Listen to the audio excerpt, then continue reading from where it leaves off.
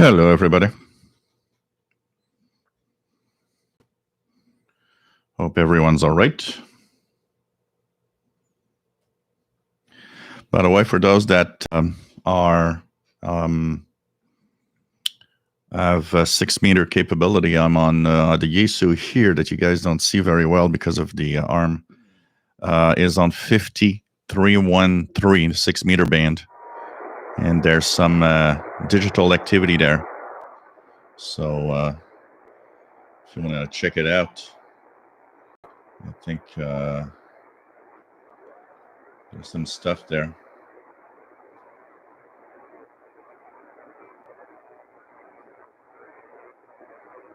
I haven't checked.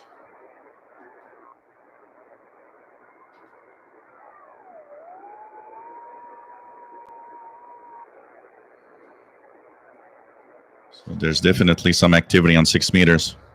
50313. Upper sideband, FT8 or something. So 6-meter band is actually open right now. And here we go. Let's try to make this like this. I will do a little change. Put this differently.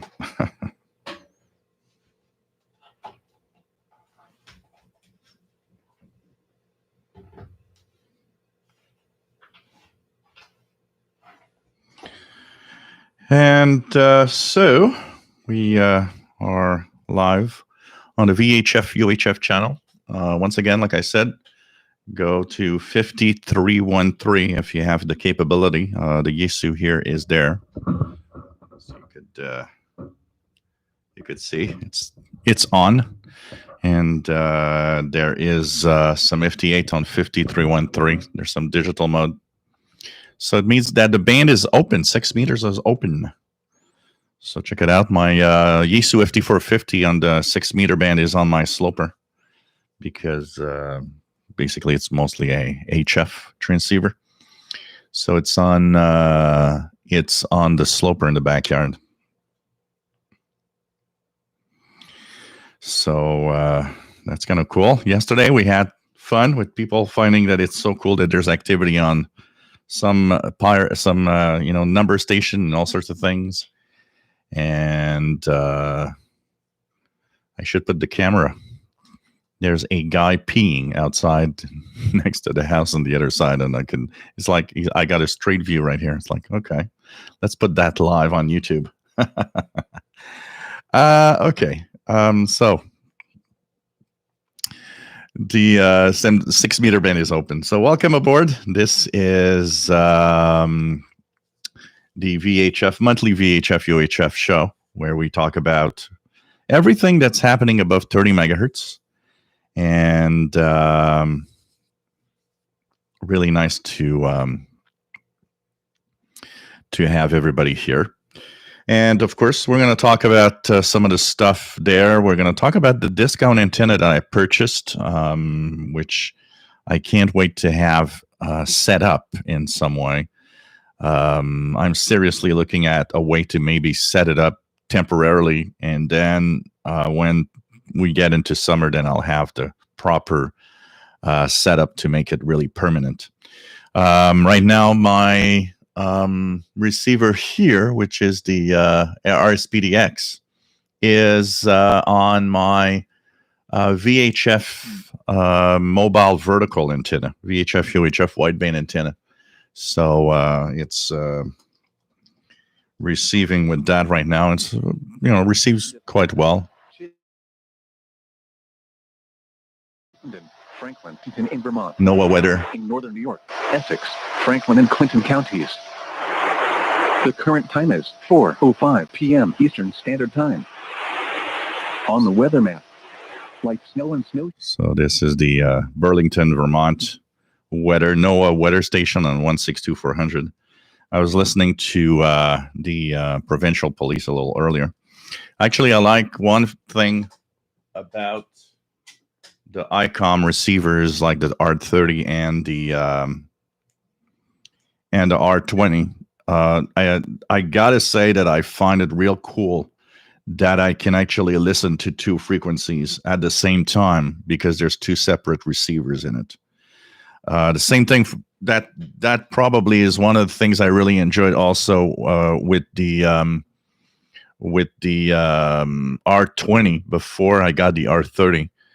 The fact that two receivers at the same time, I can listen to two different frequencies. So right now, I had punched in the Montreal area provincial police and a provincial police frequency that has several small cities up north. So it's kind of fun because you can listen to two things at the same time. I got to say that's a very nice feature in these receivers. The R20 also shares the same capability.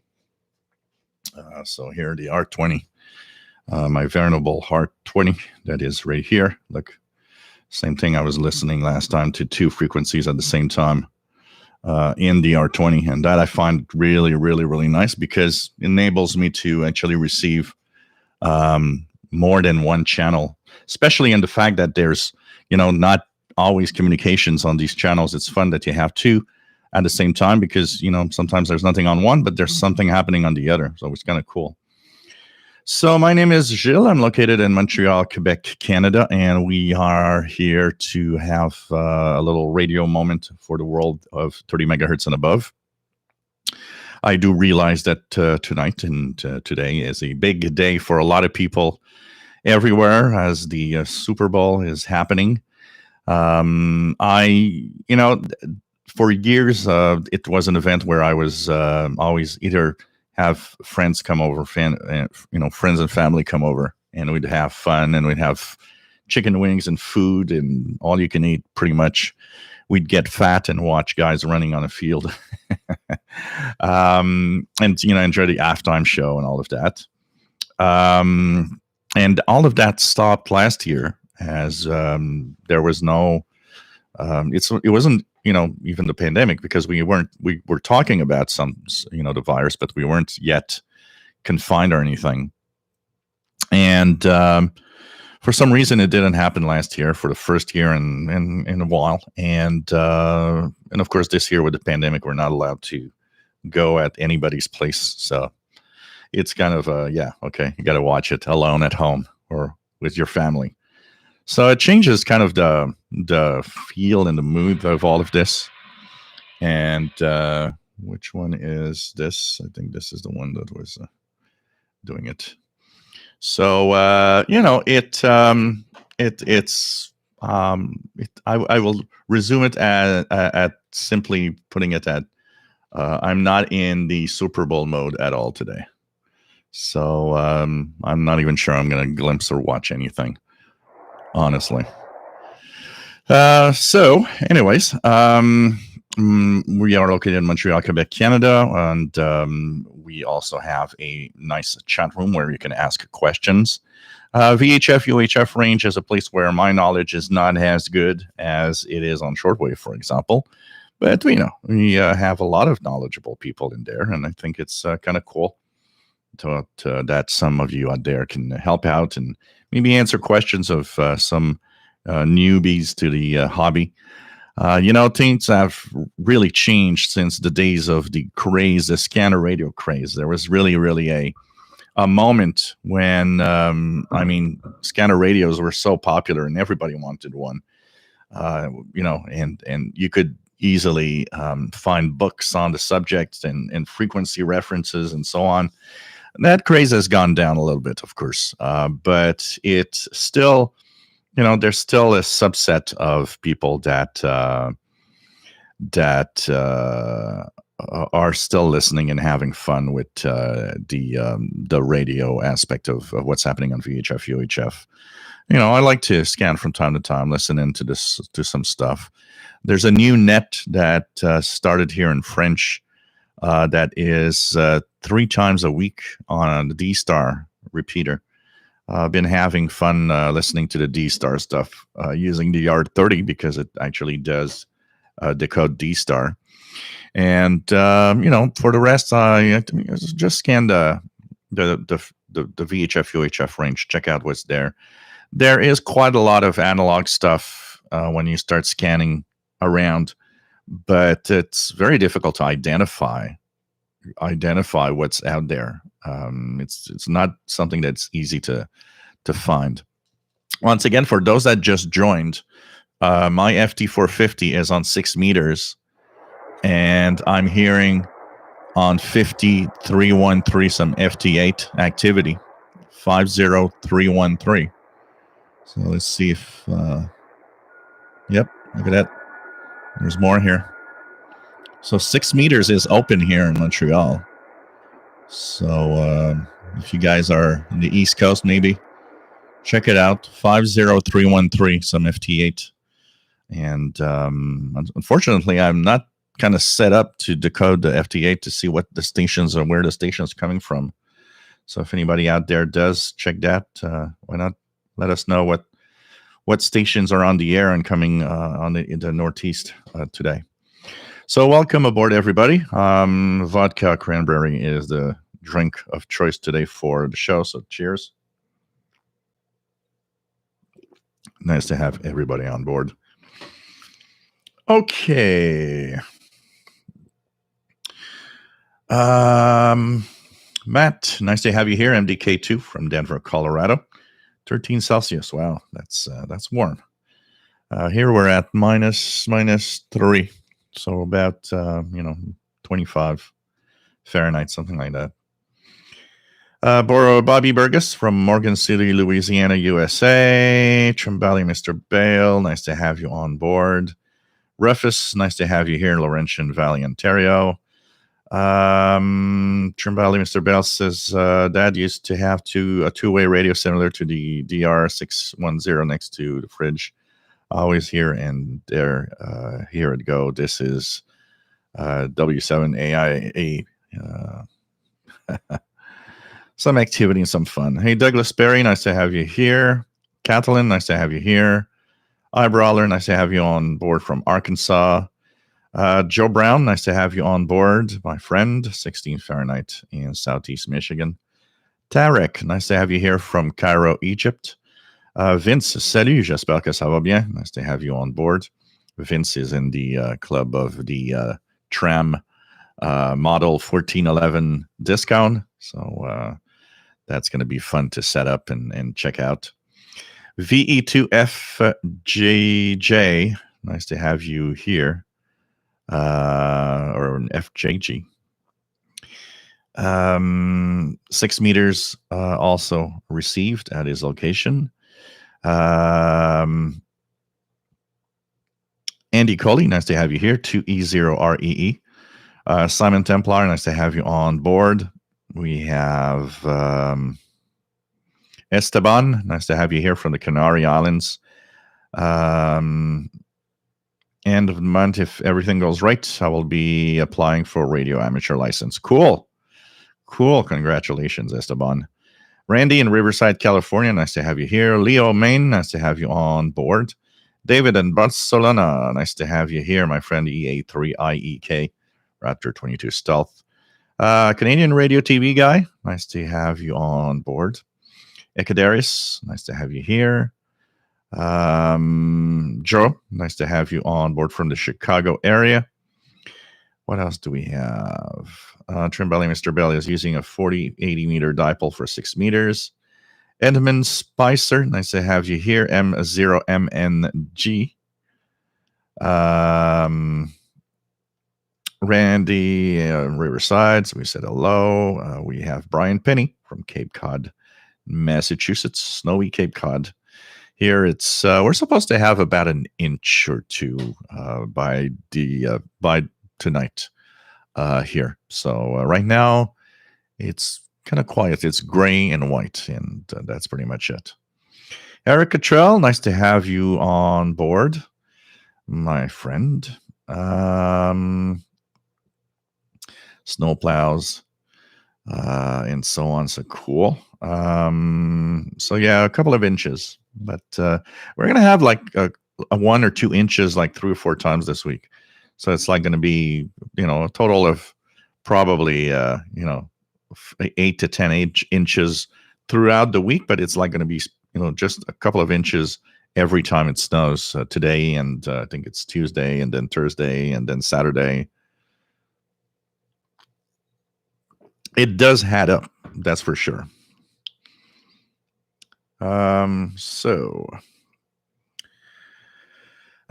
Jean-Marc Litz, nice to have you on board, my friend.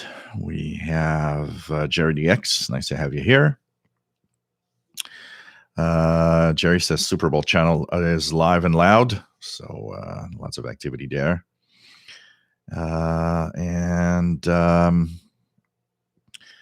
Moderator, yeah, sure. Why not, Leo? Here we go.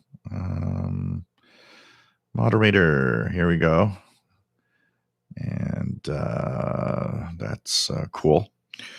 So, kind of nice to see the band open and having 6 meters and stuff like that. Trimbali, Mr. Bell, you probably mean the 1.25 centimeter band. Not a lot of activity here there. We have activity pretty much concentrated here on 2 meters. 2 meters. Let's look at 2 meters here, just out of curiosity. We're gonna put a little bit of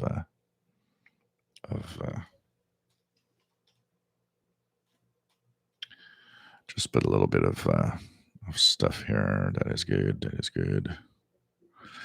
Okay. Of course, there's the weather. À 20 km/h tôt ce soir. That's minimum the weather. -14. Local weather here. So 2 meters. Let's check out 2 meters. Anything interesting there? Pour lundi, généralement ensoleillé. 2 meters is rather quiet. There's something here. Let's remove the squelch. 147,030. Dans mon garage, j'ai des points. Ça fait ça via Echolink. Je voulais juste faire des petits. 146,685. Voir si ça fonctionne bien avec Echolink puis aussi Peanut. À vous. So there's some stuff a little bit. You know, 2 meter band is a little active. It's not the most active band.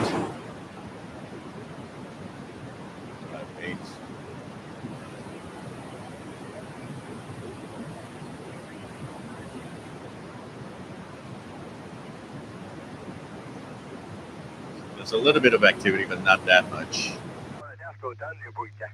14527. Well, same 145,190. So there's a few repeaters that are active, and all in French, of course.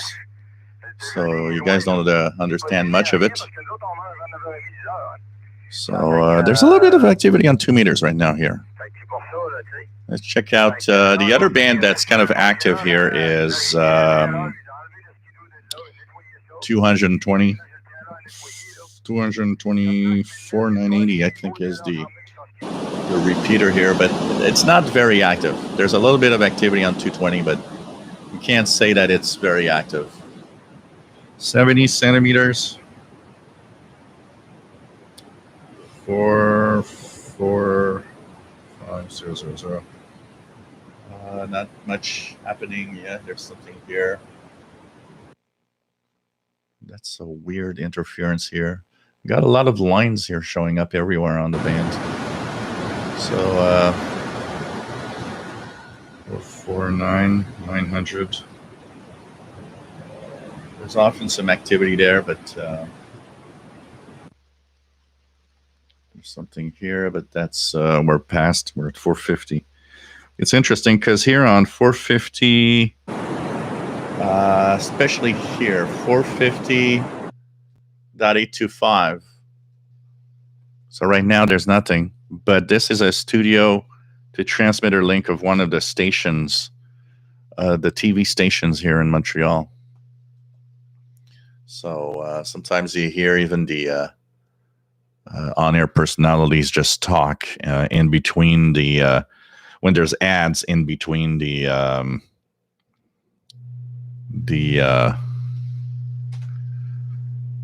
live shows. 146,685. Right now I've got nothing on we're just going to keep it like this. And we're going to, with the squelch, and we're going to see if there's some activity showing up here on the on 146.685. A long time I haven't heard Coviel, actually. So it's kind of interesting. VE2FG. Okay, let's check it out here. He's hearing something on. Oh yeah, there's a lot of activity here on the FD8. 5313 is super active. 130. See if I hear something.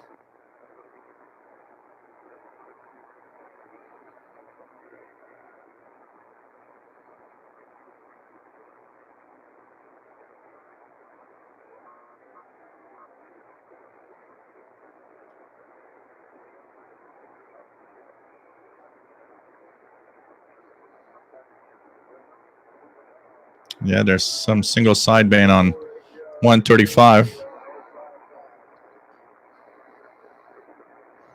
Let's try it with. So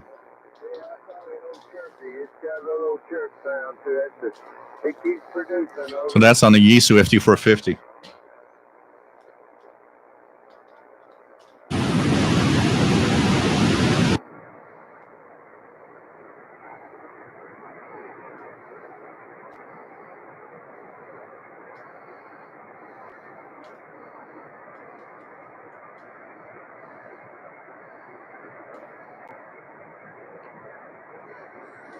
Not hearing much there. But definitely some activity with even single sideband.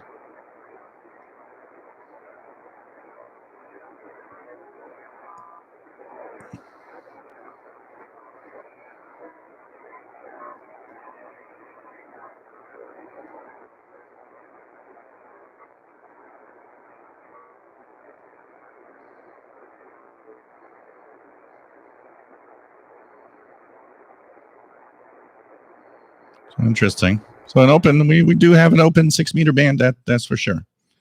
Kind of interesting to see that there's some stuff there. Comac Z76, nice to have you here. Randy, nice to have you on board from Kentucky. We have Eric Cottrell says, I recently got a 220 megahertz radio. Find there's activity. Yeah, I hear there's one frequency that's sometimes active, but I haven't, is it 224, 980, something like that. 224. There's a repeater anyways. And, but I don't tune there very often. So I don't have a grasp of really how active it is. Carl, nice to have you on board. And he's got his GP5 SSB to keep him busy.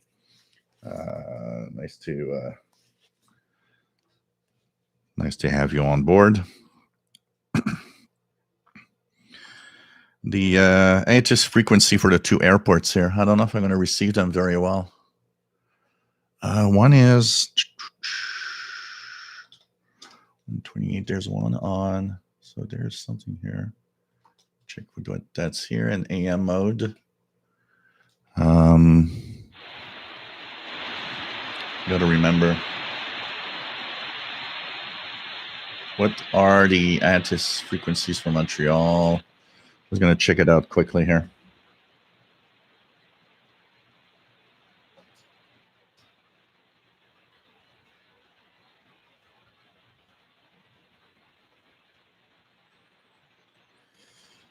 Okay, so for Pierre-Elliott Trudeau, we're supposed to have the English version on 133.700. 133.700. Anything I'm getting here? I'm not even getting it. So maybe my antenna needs to be...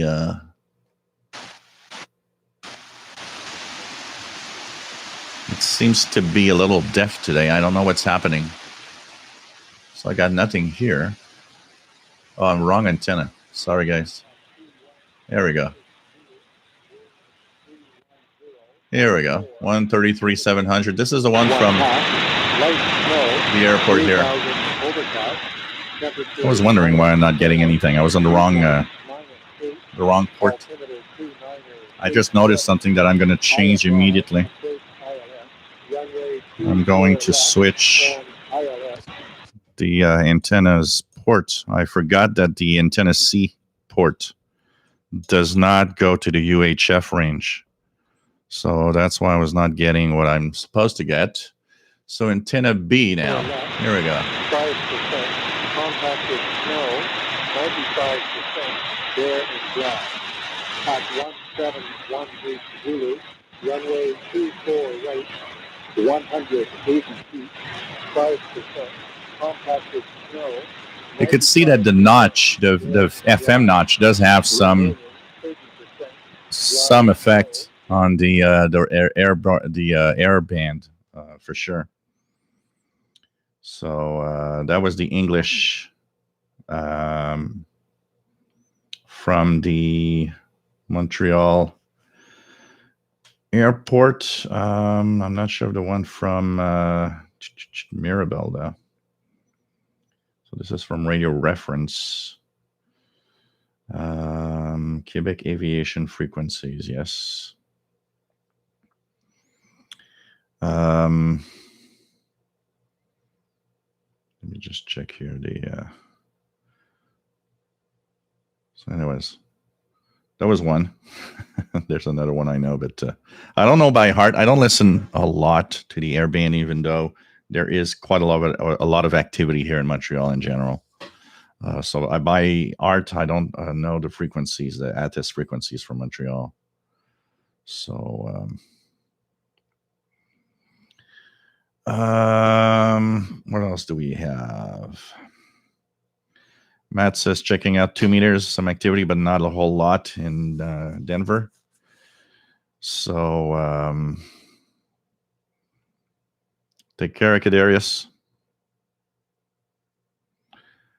Joe says 2 meter hams active in southeast Michigan. Tremeli Mr. Bell says my dad had a repeater on 440 megahertz sending out whatever is on 7240. Vince, with my Whistler 1040, would it auto adjust on SSB or it won't work because I only have FM, AM, or auto? If you're talking about anything like on the 6 meter band that I was listing in upper sideband, scanner receivers like the Whistler you have are not made for single sideband. That is what makes a difference. You know, sometimes some people ask me, what's the difference between a communications receiver and a scanner radio? Basically, these are the little differences. Single sideband, not scanner radios don't have single sideband in general, but communications receivers will. Often also these communications receivers will receive all the frequency range, where scanner radios will have blocks of frequencies that it can get in the VHF UHF range. It doesn't receive everywhere. So there are little things like that. So in the case of your Whistler, you're not able to listen to single sideband on that receiver, unfortunately, Vince. Andy says 4 meters is busy in UK and Europe on USB. I've one of the things that I miss. There used to be a couple of upper sideband or single sideband nets on 2 meters. And I don't hear any anymore. It seems like they're all abandoned. They've all abandoned that. David says, I recall early last summer, there was a ginormous opening here on 2 meter band. I could receive stations from all over Europe on FT8. Wow, that's cool. that you know, when you have your doubts, he said I had to double check whether or not I had mistakenly tuned on the HF bands. Oh man, yeah, it happens. It happens. You look twice, you're like, really? Am I really on the correct band here? Bob Pierpont, nice to have you here.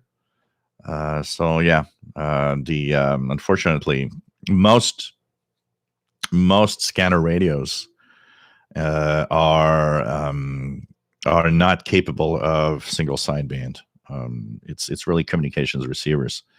So when I want to listen to single sideband, I tune either the RSP device. So if you have the an SDR Play RSP, you can get single sideband, of course, on that. And the other thing is I've got my portables ICOM ICR30, ICR20. They also are capable of single sideband. So it's kind of cool. So there's that Antonov 225 in Mirabel Airport. Absolutely. That was a lot of people wanted to see that when it happened. Bob says, remember the video about communication receivers? Yeah, you have a video that explains the differences, the main differences of what is a communications receiver and what is a scanner radio.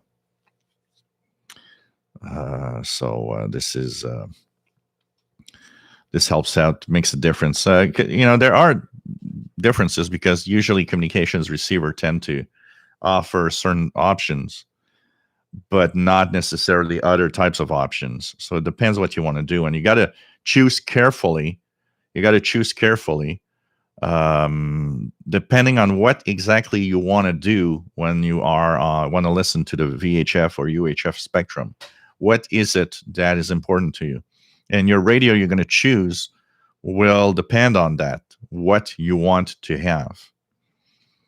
So that's the thing here.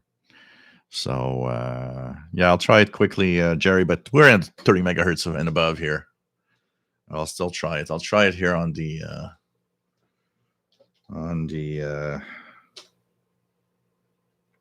there's some activity, definitely some activity on the bands. I'm just gonna switch to the. There we go. Lots of stuff on Super Bowl channel. Somebody got a baby crying, man. Maybe she wet. My sweet thing is in a home daycare, man, and I found out one thing about them babies. When them babies go to crying, they either piss or wet or they hungry.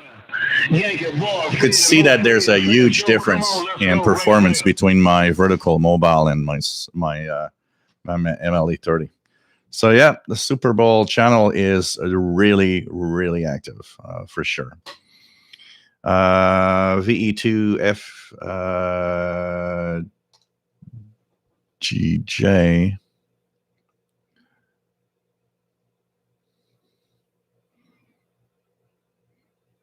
We will check 28400.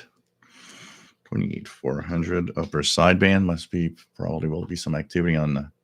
Let's put it back to the MLA. So y'all, yeah, wow, 10 meters is active all over. Look at that. That's 400.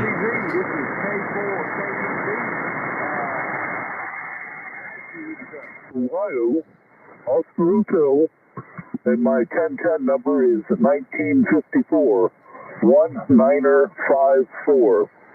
Over. 10 meters of light with a lot of activity. We could technically talk a little bit about it because it is true that there are some scanner radios that do go down to 28, 29 megahertz. Even the Pro 2006 goes down to 25. Don't use it that much, so always listen for these contests on 10s and on the ends. But it's good for space out anyway. So there's a lot of activity there. So that means between 30 and 50 megahertz. You know, I talk about it from time to time. There probably could be some activity, some stuff that propagates on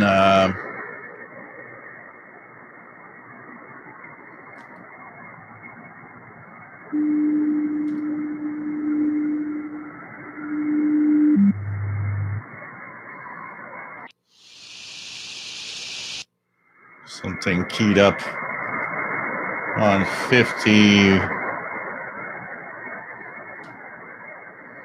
175. Kind of interesting to watch the bands here.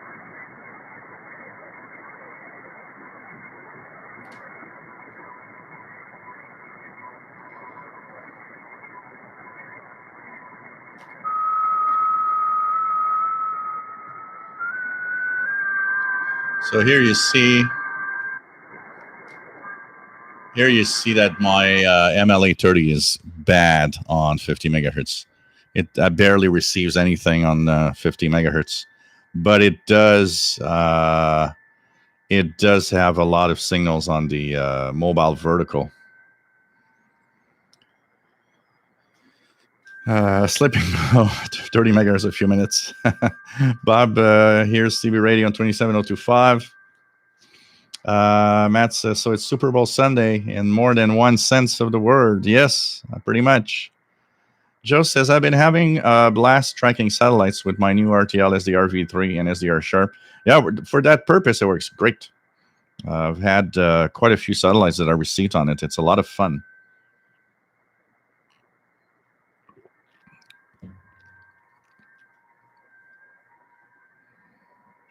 Wow. Canadian Radio TV guy says, not a peep here in Alberta on 27025, channel 6 CB. Hey, Tio. Nice to have you here, my friend. I'd rather listen to static on HF bands than watch Super Bowl. Well, it's not for everybody. Not everybody likes American football. I'm not a fan of my nephew is a fan of American football. He follows the games. He follows everything up to the Super Bowl. He's like a really, really big fan.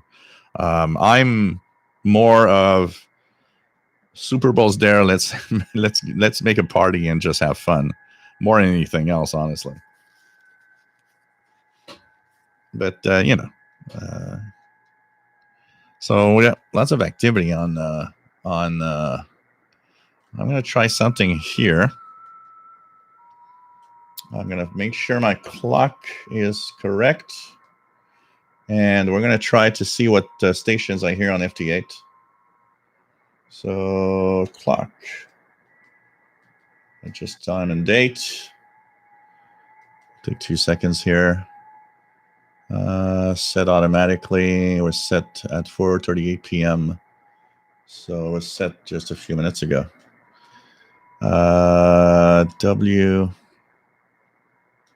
WSJTX app. So I'm just gonna, whoa, this is really slowing down. I never saw my PC slow down like that. I'm just gonna change something here. This is so weird. So 5313, I'll put at 3000 hertz. And let's error sound input. Why? Oh, maybe won't be long.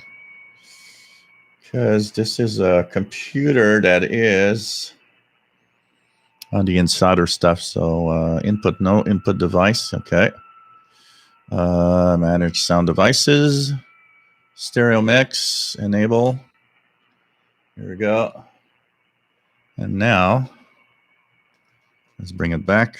WSJTX. SJT. Well, it's not even bringing my app here. We got to continue. Here we go. And we're going to see what it can receive on the so mode is FT8. We are on the 6 meter band, 5313, and we're going to leave it like that. And I'm going to see what it decodes in the end, if it does decode anything. You just leave it like that. I'll put the sound lower here. So hopefully it's going to be receiving something. We'll check back in a few minutes.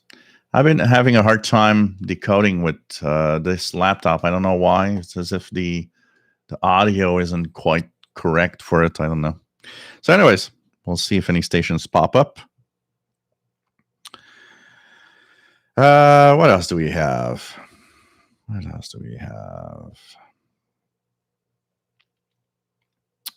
Edmund Spicer says, I've just bought a second-hand Uniden Bricat XLT 125, and that goes down to 25 megahertz. Not hearing anything on 6 meters FT8 or on CB Super Bowl 6. 2 meters quiet. So seems it's quiet in your area. Yeah, maybe you're using the internal antenna. That makes it a little more difficult. Dejan, hello there. Nice to have you here. O'Neill, nice to have you on board from Regina, Saskatchewan. Lived in beautiful Montreal for about a year in 89, 90. Use a DX380. Listen occasionally. I'm glad to connect with fellow listeners. I enjoy your program. Cool. Welcome aboard from Regina, Saskatchewan. Ricardo, nice to have you on board, my friend. So what do we have here more than that? Ricardo, nice to have you on board. Whoops. Talking of activity, my CB radio, which is, I thought the volume was maybe a little lower, is scanning the 40 channels, but it's on a crappy antenna because I don't have the slopers on the Yaesu FT450, because of course I don't have my multi-coupler to share my antennas. So talking a little bit about antennas. So of course in the VHF, oh look at that, all the stations popping up. N8 QNM, VE1 AIM, there's an AA4PB, a W4LES, KE4BKL. So lots of stations in 4-land, W4, K4, KE4, kind of nice. And so lots of stations popping up in the FT8 here. That's on 6 meters, 50313, by the way, 50313, 6 meters. So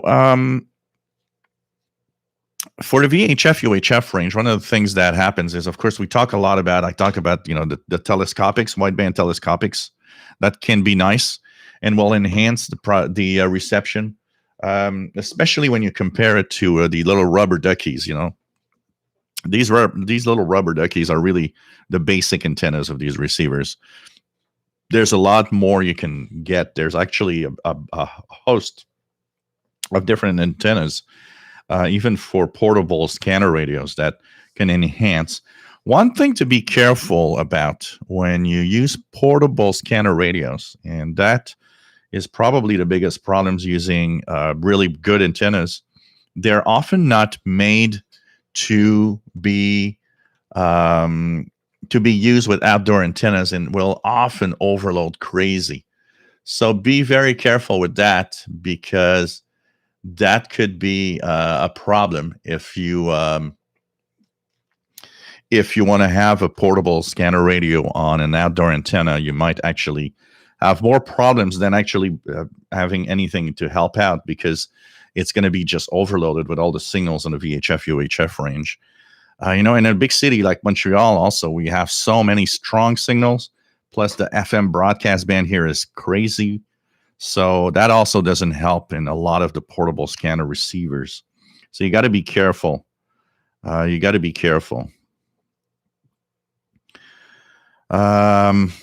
Clance, nice to have you here from Chicago. And Eric, I have right now a UPS message that has a yellow triangle in the tracking and says, come back tomorrow. It's been saying for 3 days, come back tomorrow for a new delivery date. But it says that it's been saying that for 3 days now. I'll see tomorrow, Monday, what happens with it. So nope, no multi-coupler. I'm really, really kind of pissed off a little bit here. Kevin, nice to have you on board, listening with his on his undetectable. Man, what? I got a mental block here. Unidentifiable. There, I got it. 536 and CB on the Texan 990X and MLA30. Good times, WS2H. Nice to have you on board. Vince says, can you suggest me a telescopic antenna for my Whistler? I think the ones that I purchased, your Whistler, does it have a, it has a BNC?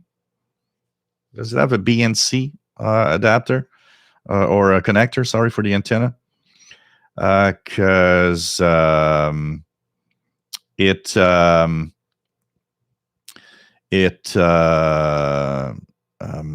these antennas could be kind of good for your if you want me, I'll send you the link to both of them that I have here, because I purchased two. I purchased this one. And I also have this one. One goes down all the way to 25 megahertz BNC. This one also BNC. And they are wideband up to 1300 megahertz. I can send you the links if you want. Purchased them on Amazon and got them after a couple of days also. These would actually probably improve reception on your receiver compared to a rubber ducky antenna, though. So you can check that out for sure.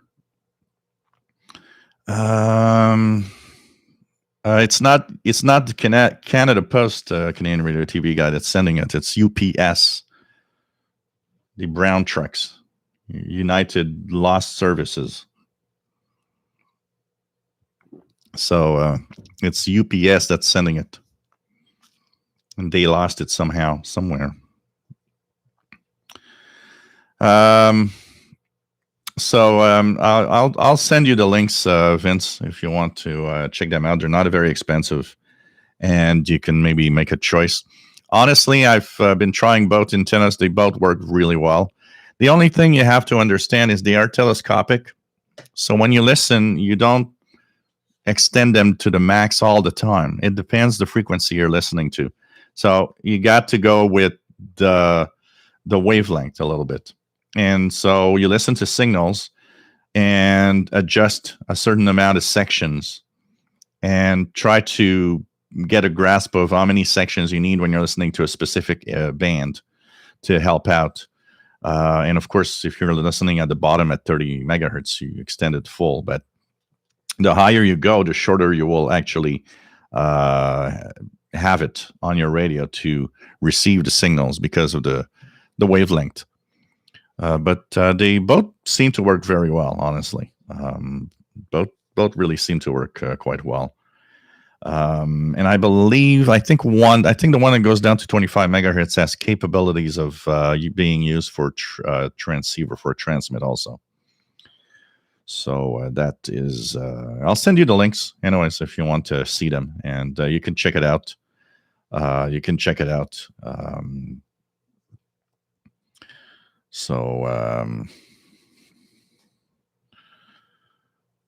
else do we have? What else do we have? Let me just check it out here. Trembelli Mr. Bale made an antenna out of 4 rubber duckies. I think that I made is called a dual dipole. Yeah, I saw the pictures you posted. Kind of these funny looking antennas. Michael Marcus, nice to have you here from Portland, Oregon. Amateur radio KG7M. Right now monitoring UHF military stuff on BC780XLT.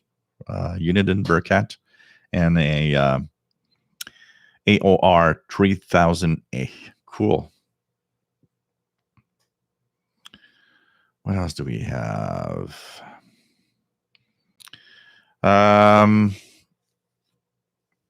So this is the link of David's fantastic 2-meter opening.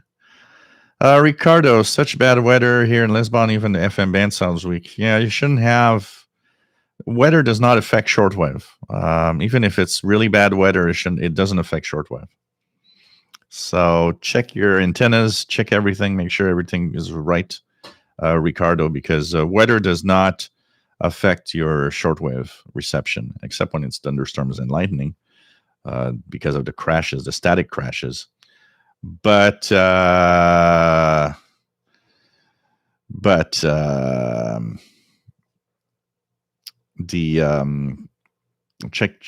check really your antennas, make sure everything's all right, because you shouldn't have. There's bad weather does not affect the shortwave bands. Trimbali, Mr. Bale says, got a BNC antenna recommendation. Look up the 1150 millimeter antenna on Amazon. Okay, check that out. Kevin, yeah, Uniden. Okay, it's the spell check that overrides. Yeah, I was wondering. At the moment I was looking at it, I was like, that could be a Uniden. Yeah.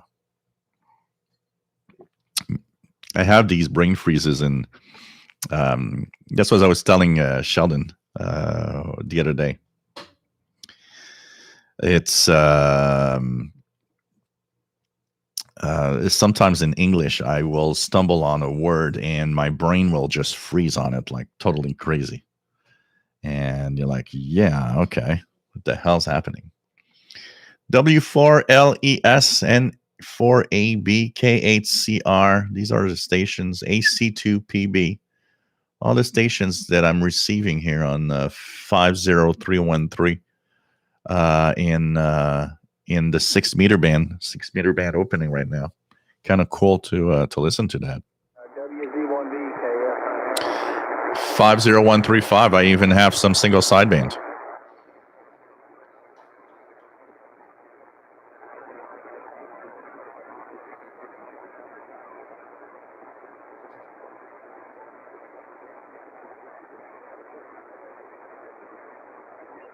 BA2RF N8XA portable Echo Mike 89 returning.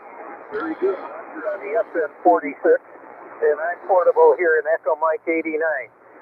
Running about 80 watts here, about 80 watts, over. 50139.9.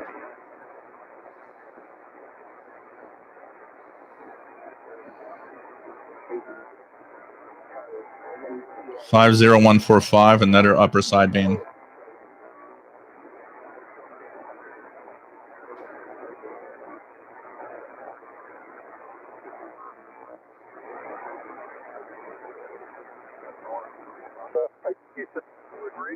And the 5 element is doing a terrific job here, 5.9 plus. And good to hear the band's been there. It's been a while before the band's been open. I won't keep it. Yeah, we go Cool. by our middle name, Axel, AXEL here. I'll let you look around. I think I heard some others calling you. Victor Alpha 2, radio frequency from Norway 8, X-Ray America, portable, over. So kind of cool. 6 meter opening while doing a VHF show. It's pretty fun. Chas Tank, nice to have you here. Tuning in late from Louisville, Kentucky. Nice to have you on board from a sunny and cold area of the world. It's about the same temperature here. 28, 25, 28 Fahrenheit. Yeah, Joe, I'm going to call them oops. They're completely crazy here. Terry Bendel, ever play with a Kerberos SDR 4-channel coherent RTL SDR? Nope, never. Jerry says Satcom Pirate on 257150. I'm hoping to get a little more of that with the discount that I purchased, because I'm getting very weak signals with that on that area of the spectrum. So no problem, Canadian Radio TV guy. So I purchased the Tram model 1411 discount. So some of you might have seen this on the channel.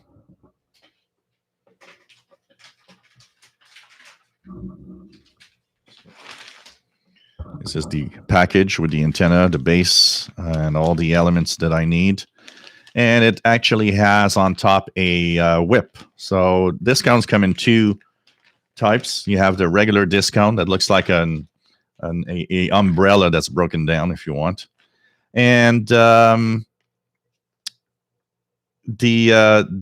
other antenna is type of discount that you have. You can have one that has a whip at the top. What does it add when there's a whip at the top? It actually adds the capability of lower frequencies better. So basically, this one is made to receive starting at about 25 megahertz and all the way up to 1300. It is also good for transmit, and this is nice because if I ever want to use it as a ham antenna, really, really nice. So by having the whip, you go to the lower frequencies easily, and it will go down, and that's why it goes down easily up to 25. So it improves upon the lower frequency range. What's nice, and actually it really helped me click the buying button on Amazon, is that when I looked at the specs, so this antenna is made to be able to transmit up to 200 watts on the VHF UHF, and 300 watts. It's funny because they mentioned, up to 300 watts on the CB band. So it's like, okay, kind of a hint if you want to be a 11-meter pirate something. And so they do say, it's good for transmit on 26, 27, 28 megahertz. And you're like, yeah, so you're kind of encouraging people to be 11-meter pirates, basically. So anyways, the reason I chose this one is because when I read, it's good for CB, all 40 channels CB, I was like, oh God, that's what I'm going to get, because I don't have a decent CB antenna. And why not have something that will add pleasure and, possibilities? So not only will I have a good antenna for the VHF UHF range, I will also have a great antenna for my CB radio that I have, the 980 SSB from Bearcat. So that just added to everything. I was like, wow, no need for a separate CB antenna. I'll have that capability in this antenna here. So I can't wait to set it up. It looks like really, really nice. It is capable of transmit on all the ham bands, VHF ham bands, 6 meters, 2 meters, 70 centimeters, up to the 1200 megahertz band. So I am looking at this. I mean, it's been here for a few days, and I'm looking at it, and I'm like, isn't there a way I could set it up temporarily just to try it out? And when the weather gets better, then I'll set it up permanently. So my head is like going in little waves right now, saying, what could I do to make this, install this temporarily just for now, to try it out a little bit. Of course, the feed line is important. So I can't wait to install this, honestly. I really, really can't. The feed line, so right now I'm using RG58 coax. RG58 coax is good, for shortwave, long wave, all of that. It's perfect. It's great. It doesn't have a lot of loss there on that frequency range, and it works great. But when you start getting higher in frequency, you need to have a better feed line as you go up. So the higher the frequency you will listen to, the better the coax you need to have. RG58 quickly adds a lot of loss of signal above 400, 500 megahertz. So I will be replacing that coax. Actually, what I'll do is I'll leave that coax there for, it's there. I'm going to leave it there for possibility of having some other antenna. I'll be able to use it. but I will add a LMR 400 probably. And I mean, it's really expensive. I was looking at the prices for LMR 400. I do need, and here it's even super important because I'll need at least, and I was looking at trying to calculate, I will need at least 50 to 60 feet of it to arrive to my radios, and a little more if I want it to be, have some loose that I can actually use. So this is kind of going to be interesting. So I'm going to look at my next purchase will be the Coax, good quality Coax. And I mean, this is going to be cool. And as the weather gets better, I will figure out a way to really have this installed properly and above the rooftop here. And so it's going to replace my mobile vertical that is aging. I mean, you guys that know the story, I've talked about how it actually is a 99 cents antenna that I purchased like in 1988 or 9 or something like that. I did have a discount in the past, the Radio Shack discount. A lot of you actually know that antenna. I had used the Radio Shack discount for a few years. In the 90s, where I lived before, the discount was set up and worked really well. I remember having a great reception, and so my Pro 2006 scanner was on that discount that was outside in the back. And I was lucky because everywhere I lived, nobody ever complained of antennas. So I set up antennas and nobody said a word. But what happened with the one from Radio Shack is that it stayed outside, I'd say about a good 5 years. It stayed outside a good 5 years. And what happened is when I moved here, I had, of course, to take the antenna with me. So I started checking at unscrewing the elements, and every time I wanted to start unscrewing one, it would just snap. So when the first one snapped, I looked at it and I was like, okay, I'm just, I'm screwing up the antenna now. So I tried a second element and it snapped also. It's as if the 5 years outside made it brittle and easy to break. So I looked at it and I said, well, the hell with it. I'm not bringing this with me. And I just threw it in garbage. If I had known that it would have snapped, then, here is not that far from there where I lived before. So I could have technically taken the antenna, leave it all, up and just bring it here like it is. I would have been able to do that. But, you don't know. You start unscrewing, you think that thing is going to be okay, but no, just snapped. So that was my experience with the Radio Shack antenna. But the years that I had it, 4 or 5 years that I had the discount, the Radio Shack discount, worked well. It didn't have a whip at the top for the lower frequencies, but it's pretty cool. Thank you, Theo. Steve, nice to have you here from Australia. Yep, whip is for the low band and low frequencies. So Charity X says Satcon are having a Super Bowl party. Brian Penny's got a Diamond D300N discount, same frequency coverage of the Tram you got there. Nice antenna. Cool. I'm gonna check it out. Matt says 300 watts on the band where 4 watt is legal limit.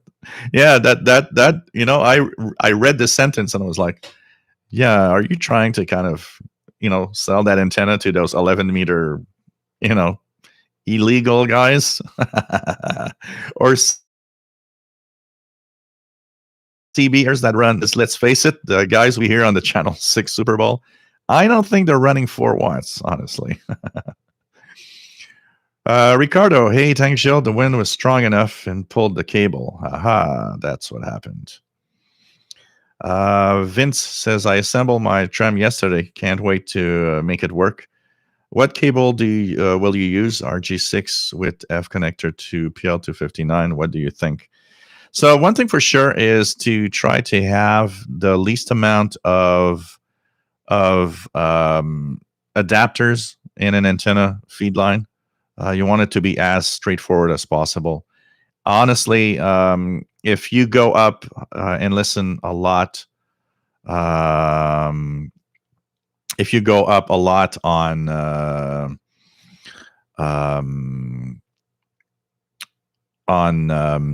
high frequencies, like above 400 megahertz, if you go to 800 megahertz range, LMR 400 is the best that you can get. Get LMR 400.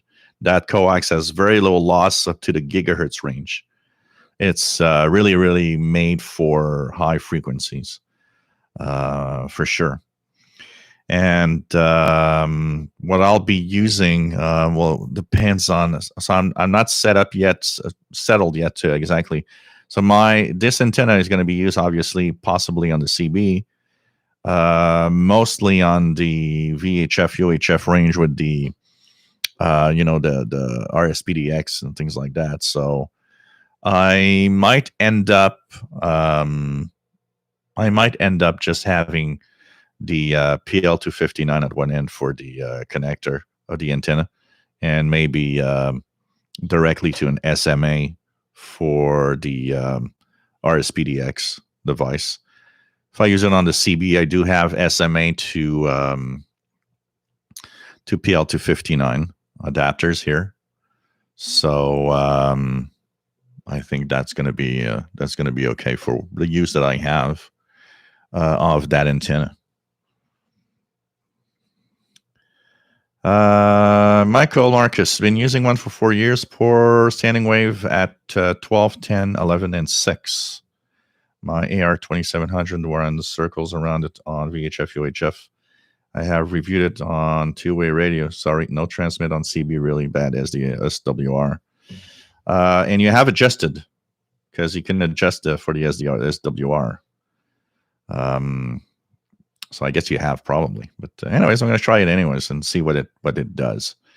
And it can be worse than my sloper has good standing wave, but it's really not a good antenna for, we're going to see. And if need be, I'll have a separate CB antenna. And that's it.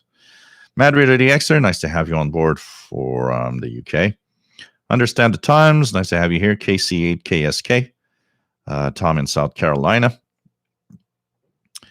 Michael says it does work good for receiving UHF Milesat Brazilian Pirates. So cool.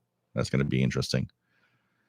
Brian Penny says did use LMR 400 for the feed line to the discount. Yeah, but, if I have to set it up, I'm going to set it up right so that it really, really, really works well. For sure. Michael Marcus says Radio Shack discount was great. I added a 3 feet vertical whip to mine. My Radio Shack discount did the same as yours, fell apart after a few years. Yeah, that's the problem, unfortunately.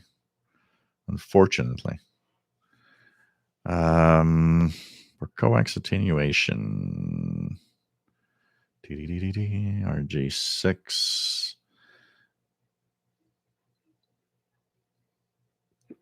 Okay,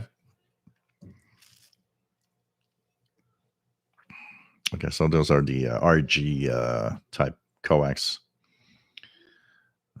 Because I know that LMR 400 is known to be really, really what most people use for the very high frequency ranges. Dan, nice to have you here from Ohio.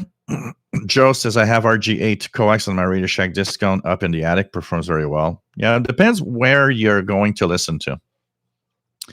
In the VHF range, it's going to work fine.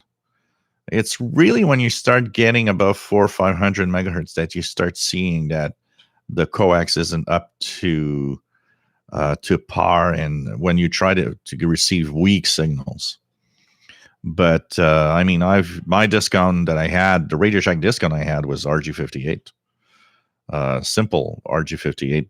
I had no idea that there was better cabling for that before, and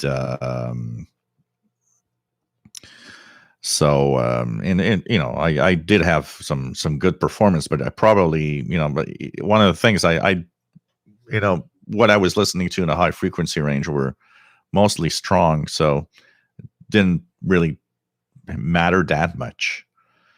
But if you want to really get the weak signals and really have a good performance, might as well, you know, I'm not set up yet, so might as well set it up with the best cabling there and make sure it works. David says, I use AirCell 5 Coax for all my runs, both above and below 30 megahertz. And great low loss coax. Has the same diameter as the RG58, so I can assemble the same connectors onto it, which are the most affordable and easy to find. Matt says, those guys on Super Bowl channel are supposed to be far beyond what even hams are allowed, that being 1500 watts. But Super Bowl guys are probably not the only CBers using illegal transmit power. Oh, that's for sure. That's for sure. So,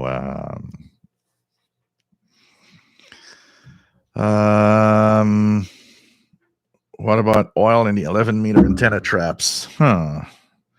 Terry Mendel says RG6 quad shield 75 home coax for receive is cheaper and better bandwidth loss than LMR 400. We're going to check it out. I'm going to compare cabling and see what would be better. One thing for sure is that 75 ohm coax matched to a 50 ohm receiver could induce a lot of loss in the higher frequencies, though, because there is a mismatch here. It doesn't matter much on low frequencies like shortwave, but on UHF and above, that's where things are. We're going to check. We're going to compare the cabling and see what is, you know, what is the best for receiving. What else do we have? What else do we have?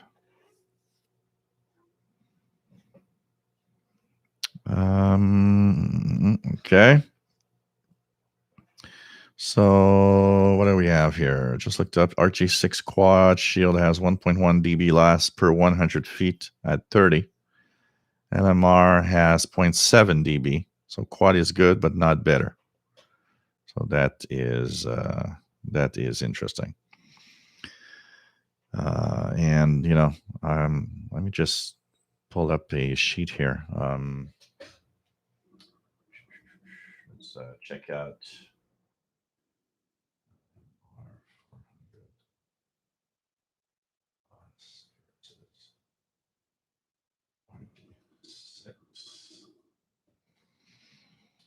Okay.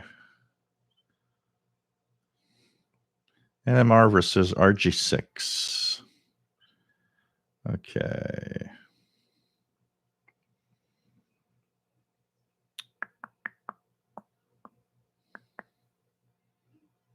Let me just check it out here. And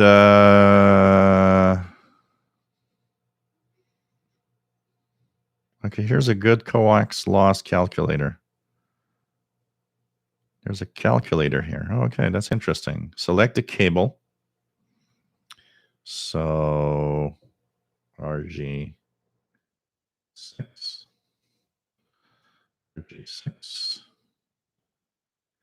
Let's put 500 megahertz. And here I will have at least 75 feet of it. Calculate. So RG6, 500 megahertz at 75 feet length will give me a 6.4 dB per 100 feet attenuation.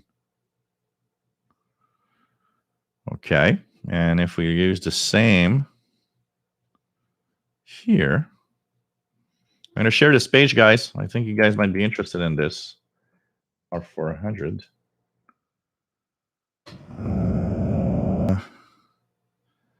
And calculate.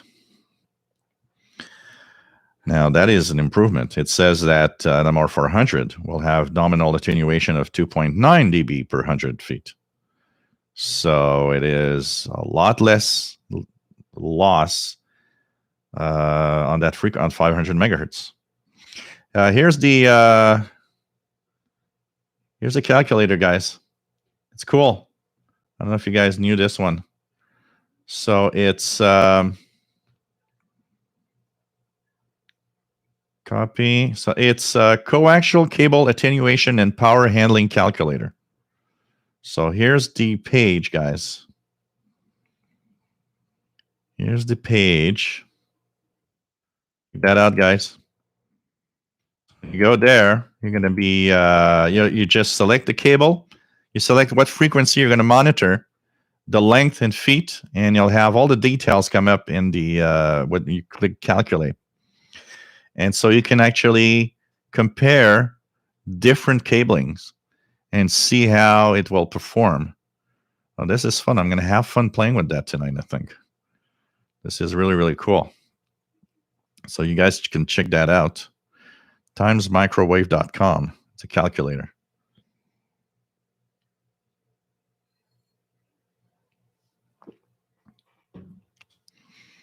So this is going to be interesting. Mr. Bale says, I'm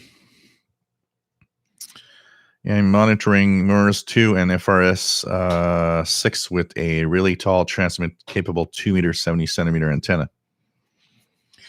Yeah, it is cool. I just stumbled on it. I think this is a really great tool that everybody could enjoy using and comparing the different cables.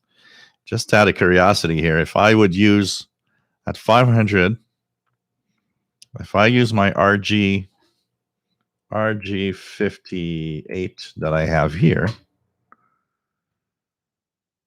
RG58 at 500 megahertz.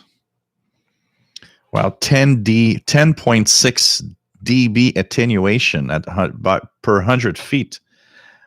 RG58 is not good when you go in high frequencies, eh? 800 megahertz, 800 megahertz, 13.6 dB attenuation per 100 feet. So, you know, this is really nice. This is really nice. Let's just try it at 30 megahertz. Bottom, 30 megahertz. How is it going to be? So if I go here, 30, whoops, it's off, 30 megahertz. 30 megahertz loss is very low, 2.5 dB per 100 feet. You know, that's interesting because you really could see now the attenuation of each type of cabling depending on the frequency you're going to tune to. So that means that if I would say I would use my discount to try to get something like, for example, the 1.09 gigahertz frequency for the transponders, the airplane transponders. RG58 on that frequency gives me a loss of 16 dB per 100 feet. If we look at the RG6 at 1090 megahertz, 9.8 dB per 100 feet. And LMR 400 gives me 4.3 dB loss per 100 feet. LMR 400 on high frequencies definitely is the best cable, or one of the best. Maybe there's better than that, but honestly, this is really cool. This is really cool. So it shows that LMR 400 is a winner. It's really definitely a winner. And if I have to install a setup here, you know, might as well. But we see that the RG6 is still better than RG58, which is very crappy in those high frequencies. This is a really nice tool. I'm really, really happy to have seen this. I'm gonna I'm going to put this tool in my collections of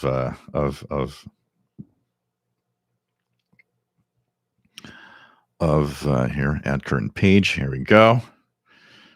Make sure that I keep it. This is great. I'm going to actually talk about it this week. I'll make a video of this fantastic page here. It gives you nominal attenuation, average power, handling, I would guess. Cable VG, what is value? Okay, so of course values are at 25 Celsius performance. Capacitance, typical connector loss, maximum cable assembly insertion loss, cable run efficiency, cable run time delay. This is interesting. Lots of interesting stuff here. The calculator will only return data for frequencies below the cutoff frequency of the cable. A caution is displayed when data is being presented above the highest frequency verified during production testing of the cable. Okay, so if you're trying to get a frequency that a cable is not tested for here, they're going to tell you, well, we're not really sure because it's never been tested for that. This is definitely a cool tool. I mean, anybody that let's try. I'm curious. 400 megahertz. Calculate. Attenuation 6.6 dB. This is really nice. I'm having fun. People would be crazy saying, hey, you're crazy. You're having fun with what? With a tool that tells me the loss of the different cables. This is definitely a cool tool. Okay, so 2400 exceeds max tested frequency. So here's an example I just got. RG58 at 2.4 gigahertz. Not been tested for that. Okay, this is cool. I hope you enjoyed the tools, guy. The tool, guys. It's definitely a nice utility to check out. Vince, before buying any cables, let me check my things because I have my cable company and I have the tools and good prices for all of this. I have account with Lumen, Netco. Okay. Well, cool. I'll let you know, Vince, and who knows? Maybe we can check it out, and we'll be able to compare cabling also. Somebody told me on the South Shore, actually Sheldon told me on the South Shore, I forgot the name. It's an electronics store. Apparently they have some of the best prices for cabling. I don't know. Anyways, I'll let you know. I do need at least probably 75 feet to be safe here. Because, the backyard up to my room here, my office room here, is pretty long, so I will need to have at least 75 feet. So, but I'll let you know, Vince. Absolutely. So, what else do we have?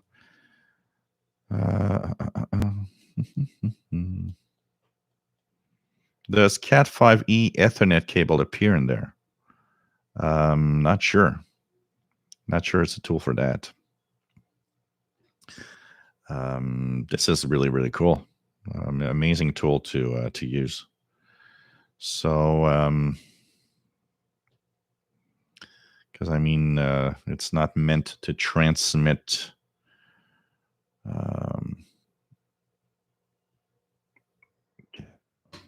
That's not the type of cabling it checks. It checks really for coaxial cables for RF, really more than anything else.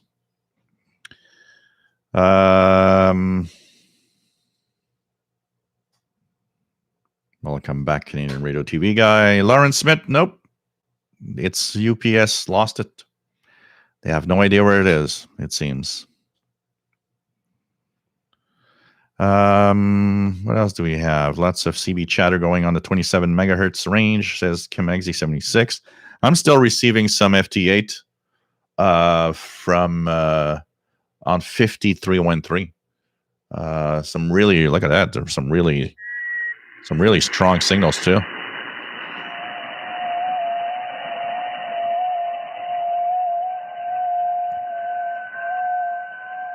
So there's a CQDX from W4MW, N0FW, W4MAA, W3BDR, KN4RNO. Look at that. The signals are strong too. Crazy. How about the single sideband stuff on the Yisu?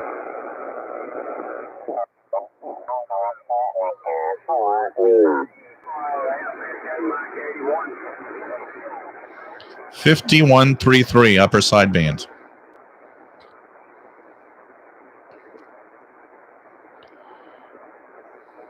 There are lots of guys calling.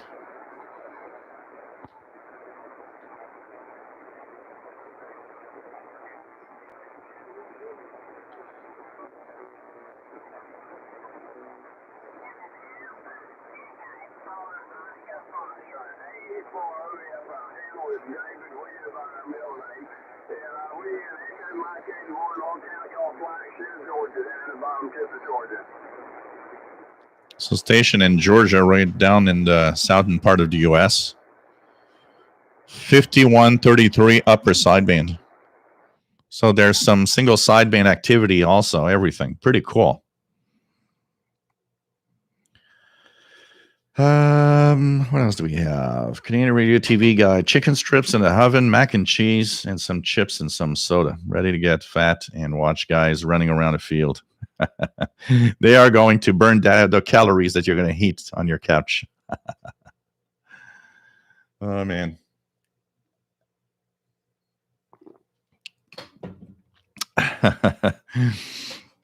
That's going to be my quote. We're going to get fat and watch some guys run around on a field. I kind of like it. So, Mr. Bill, does anyone have a recommendation for programs with waterfall graph that can decode digital signals, FT8, PSK, etc.?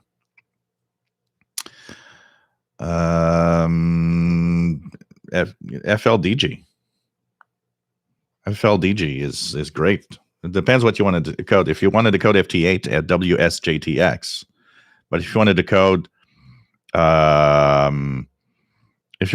stuff like PSK and so on, FLDG is great. It's what's nice also with FLDG is that it's for all platforms.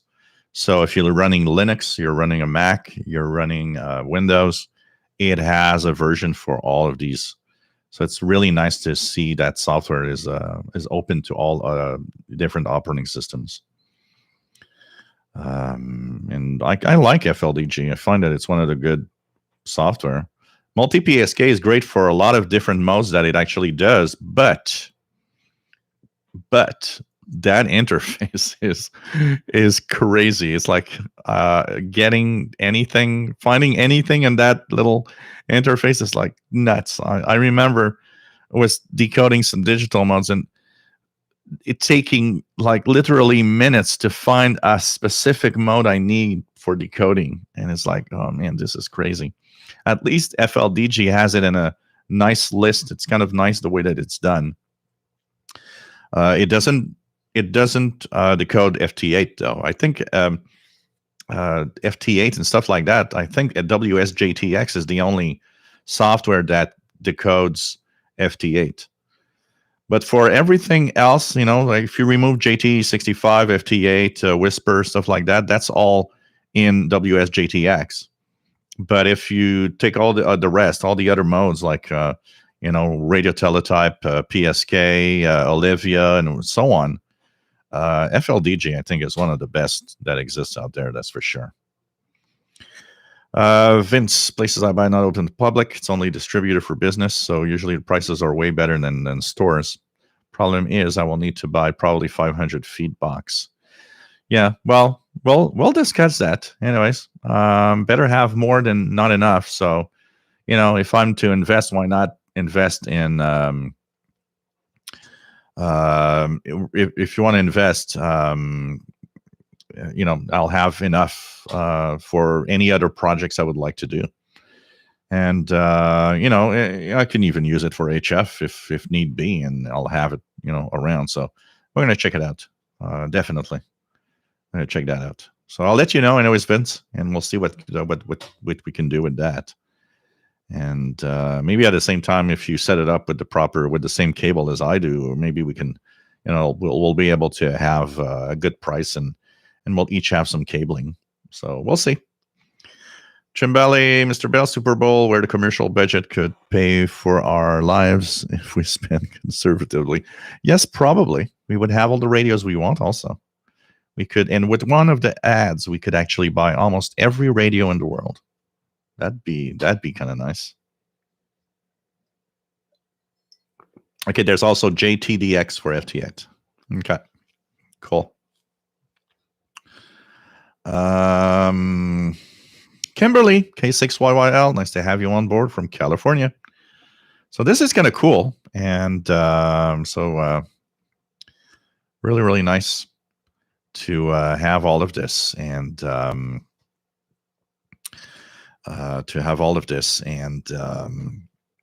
check out the different cabling. So the tool that I have now is nice. Tony Magnier, nice to have you on board from the south coast of Ireland, Tony. And so we found a great tool for those joining. We found a great tool that I'll share again, which lets you choose a cable, choose what frequency you're going to listen to, and it actually will give you the loss of that cable per 100 feet, depending on frequency. So this is great because we were having a discussion on what cabling is good and what's the best cable to use. So my personal recommendation was LMR 400 because it has low loss across a very wide frequency range. If I want to listen up to the gigahertz range, it's still going to be okay.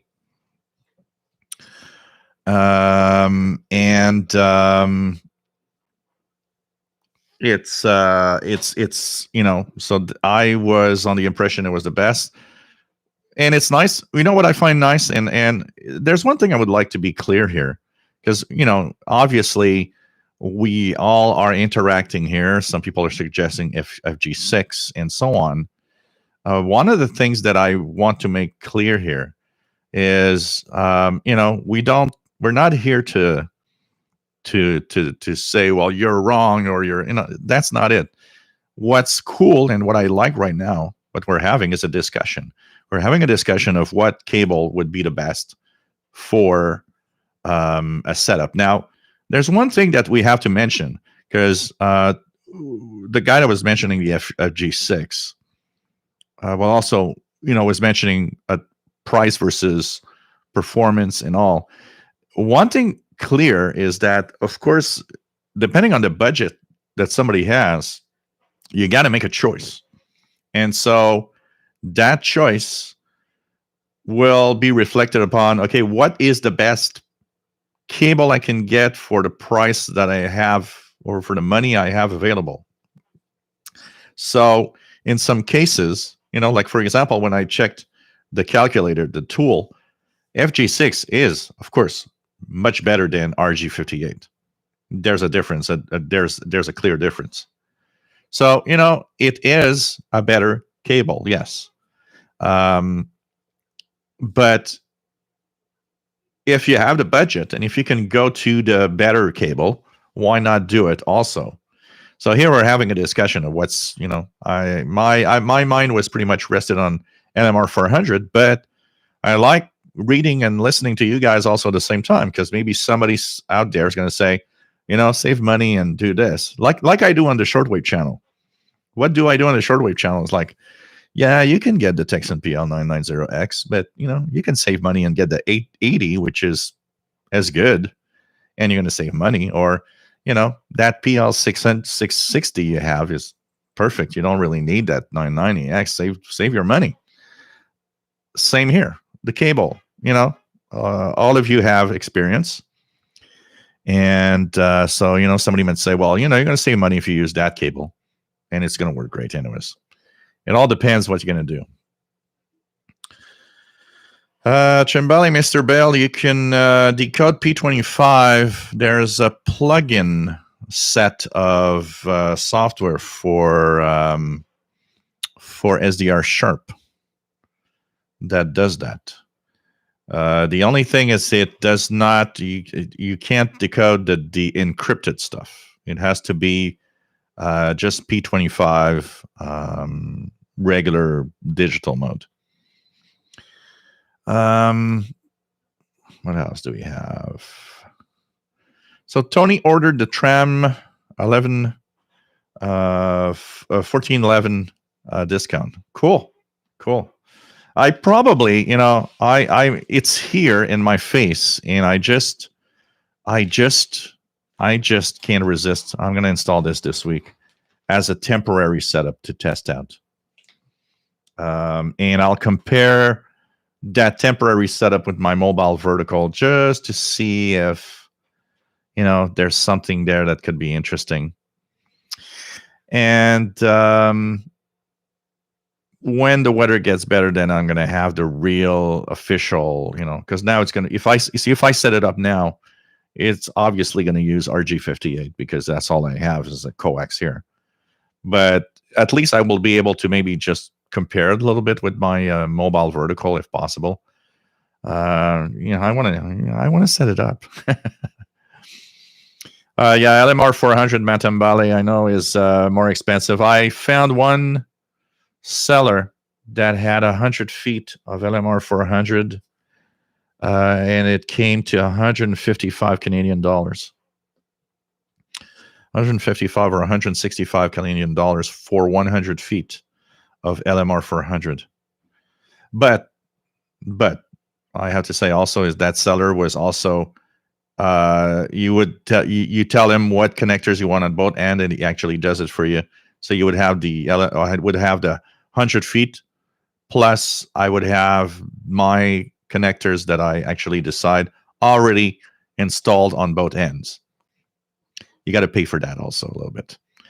So anyways, we're going to check it out. Hey, Keegan, nice to have you here from Northwest Arkansas, XN80Xer. Jim, nice to have you here from Rhode Island. Kimberly says, from 1992, the same discount Radio Shack antenna. I also used it for my Pro 2006 scanner. I now use that same discount for 2 meters, 220.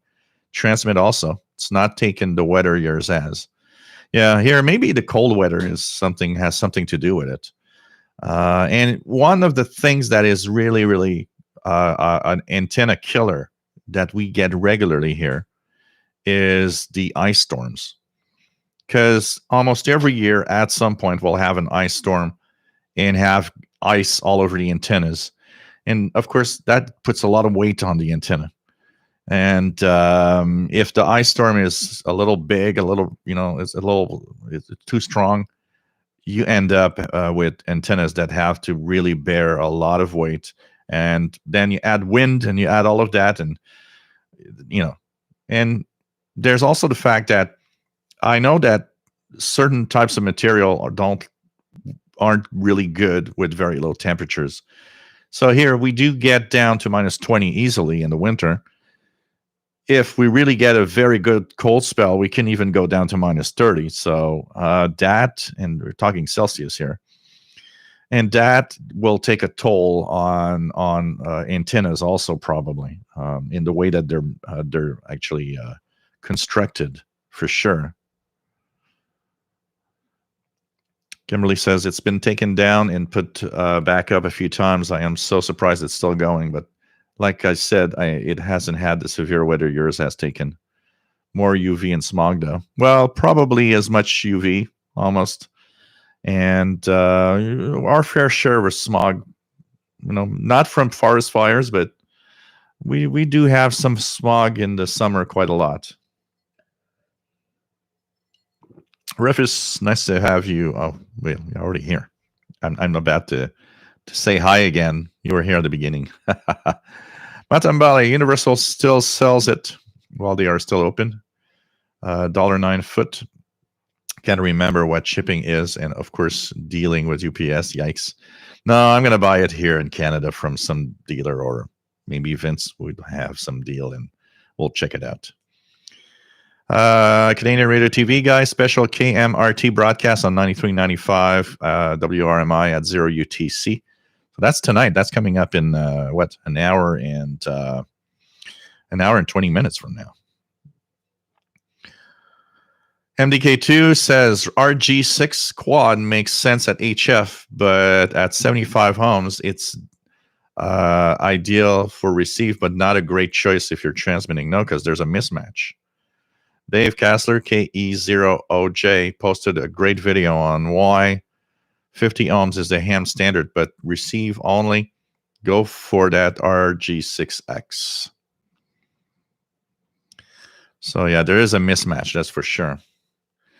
Lawrence Smith, I got MLR 400 coax cable, 75 feet, N mail to BNC mail, $149.95 US. Works great with my discount.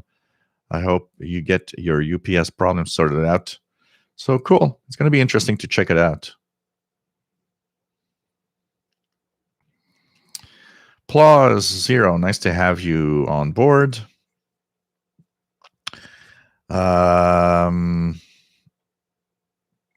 Says I did want to point out that I bought my first scanner at AAA in Roxborough. Okay.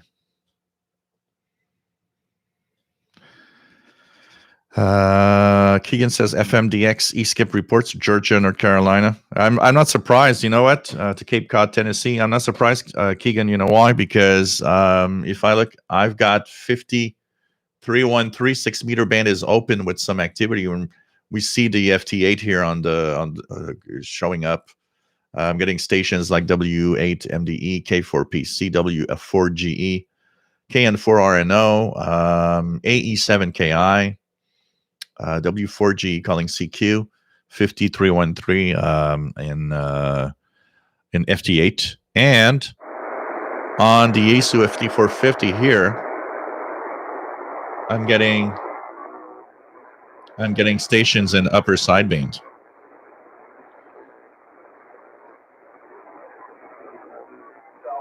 It's kind of nice there. So, okay, well, let's go look at the more stations there. It's been a pleasure, and look before you get there. K1DC, WD8KRY, over.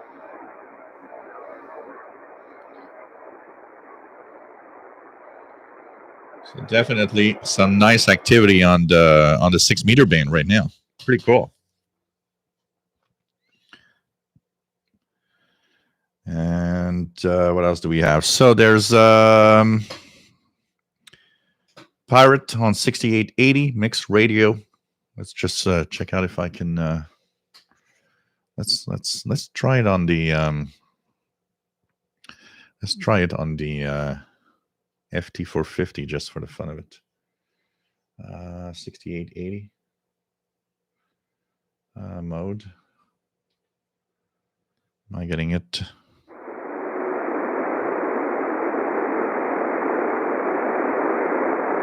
I'm getting something, but it's weak. Well, the sloper is bad here. That I'm on the sloper on this thing, and I know that on the sloper I have so much noise. So 6 meters open for those of you that are interested. Let's just check out 6880 on the RSPDX here. 6880 with antenna A, and it's definitely there. Definitely there. Yeah. Absolutely.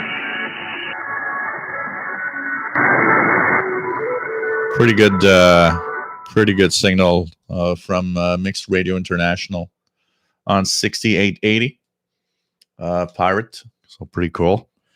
Let's go back to 5313 here. See what we can get in our FT8 stuff. So it's kind of cool. I'm happy that 6 meters is open at the same time we're doing this live show. This is kind of cool. Honestly, I find this really, really cool. Kimberly, Mr. Bell, have something show on 6880.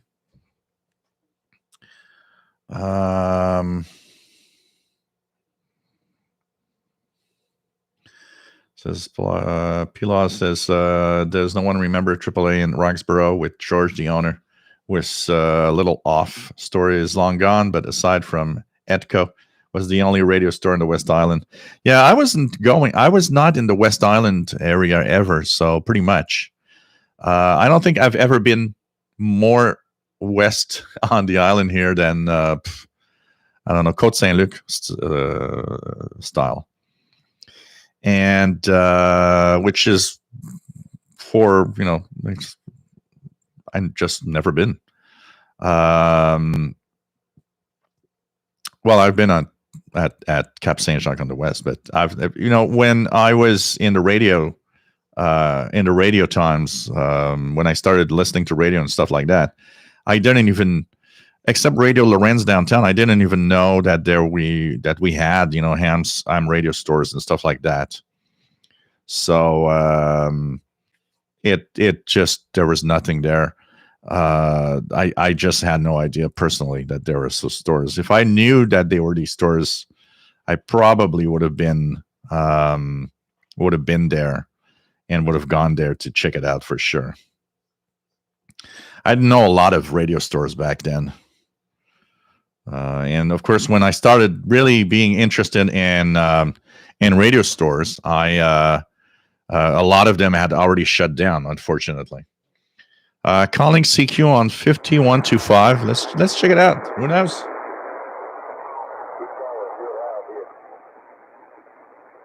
So I'm on 5125 upper sideband. Okay, so in the 80s. I started kind of learning of radio stores a little more, probably in the early 90s, 1991, around there. I remember there was an amateur radio store on the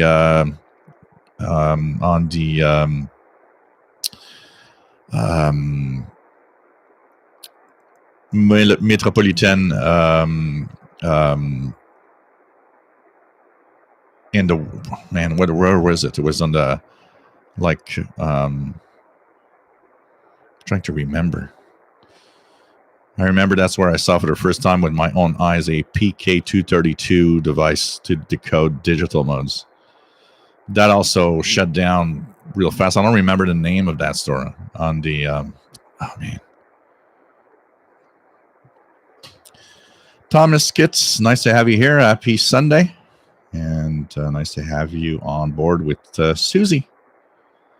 And nice to have everybody here. Jerry says a 6880 is S9 Plus. So there was a station a little earlier on. Just as I tuned 5125, there was a station.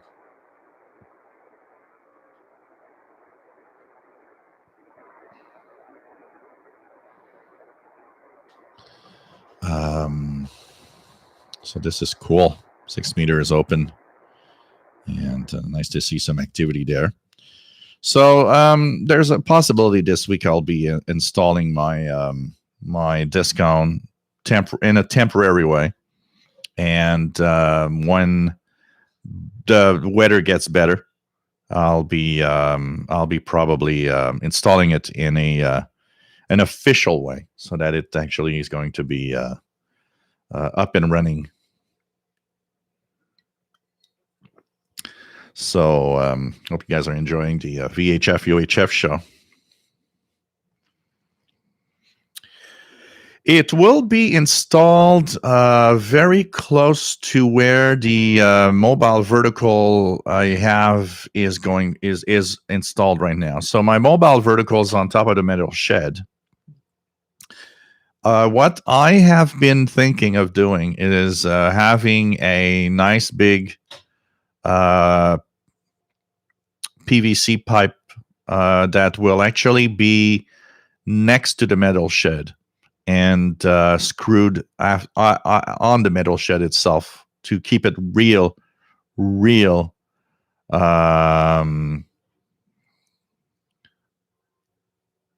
solid. And that, by putting it in that way, it's going to be like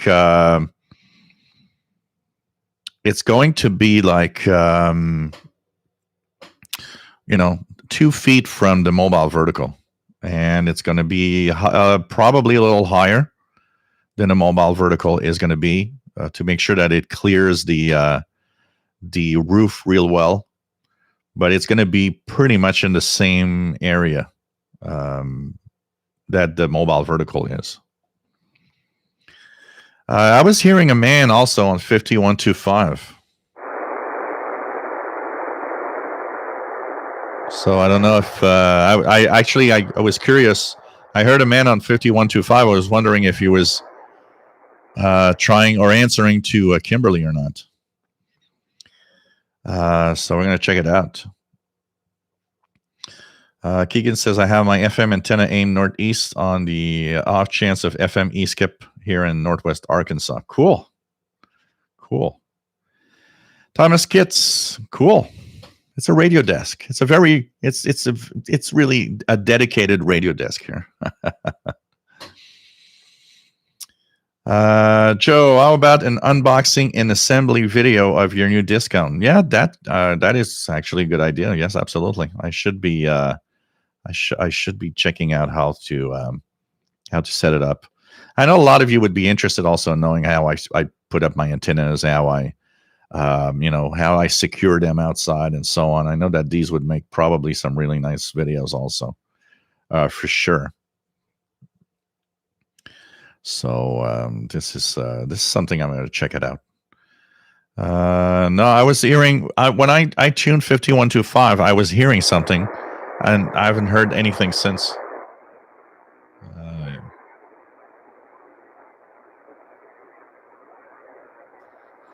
And if I look, still some FT8 there, but I'm wondering if it's still there. There's still some FT8.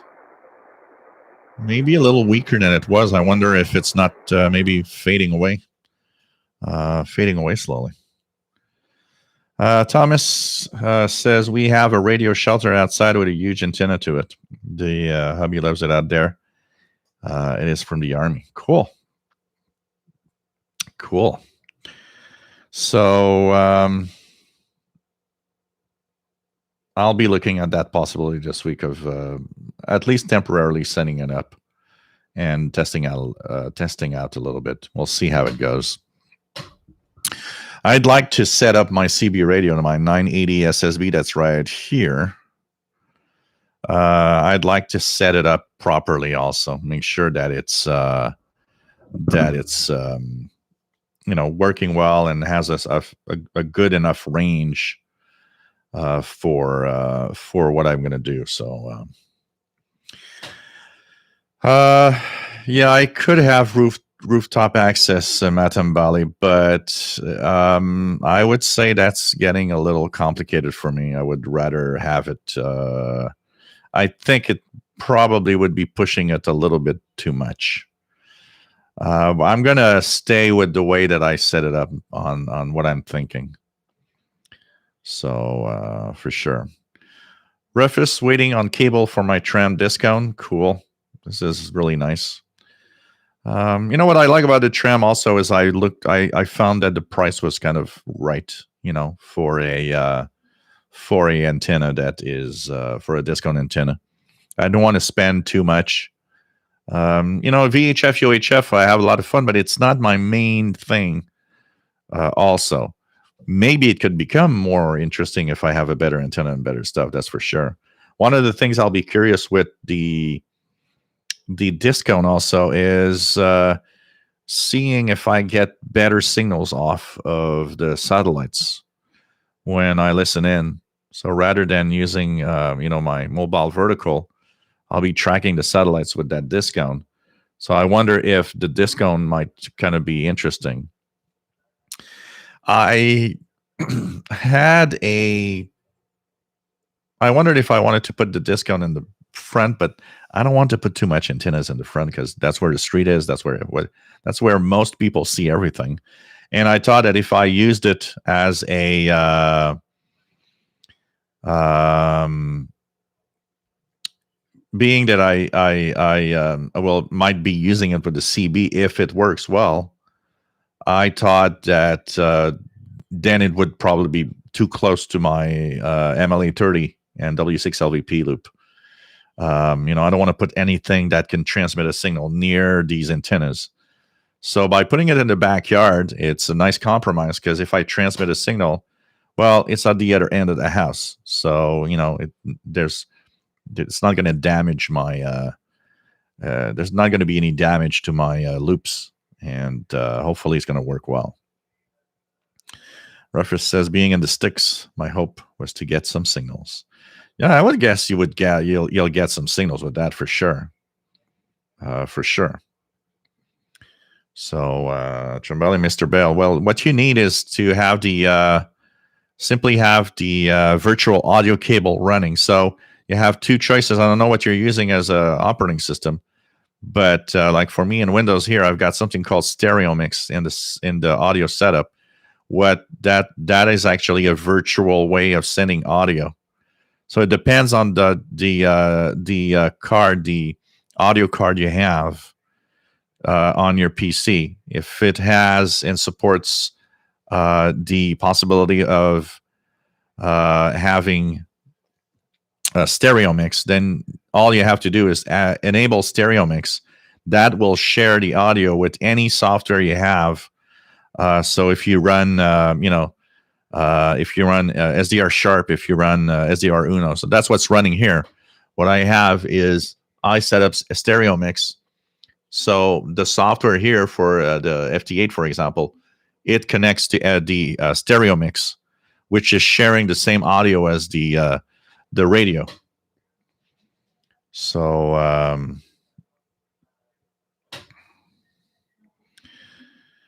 VE2 FGJ, would you like to pass your ham radio exam and be able to transmit? Would you prefer HF or VHF UHF transmit?